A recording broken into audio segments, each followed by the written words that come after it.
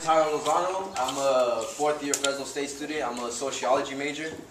I belong to a couple groups at Fresno State. I belong to the Diaz Club and the Mecha Club, and we come out, we support, we do whatever we can for activism. Yo, I see gas prices rising, talk is getting cheaper. Can't afford to spit skills or to spill anything deeper than the shallow end of the poor. That's scared to creep steeper. With skill is required and wide upon the reefer. Locked inside the booth like a pigeon in the coop. I'm straight paranoid. All I can do is spit the truth. Election after election in this state and in this country, in which roughly 60% of the people go to the polls, and the groups that don't go to the polls are the minorities in the country, the poor, the inner city people, and who gets screwed. I lived in East Los Angeles from like about 1960 to 1965. Went to high school over there.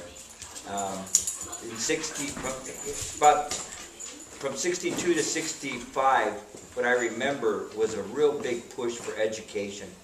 And I wasn't socially aware of anything, right, with Brown Berets or any kind of movement, what have you, right? I couldn't hardly even identify myself as a Latino, to tell you the truth, or a Chicano, much less. But by the time 65 rolled around, there was a major push to everybody in East LA to go to college. There was a lot of activism. My graduating class, almost all of them eventually ended up in college, whether it be at junior college level or even higher, because we really pushed education. I ended up enlisting in the Army right in 65, and then going to Germany for a year, and then I volunteered to go to Vietnam.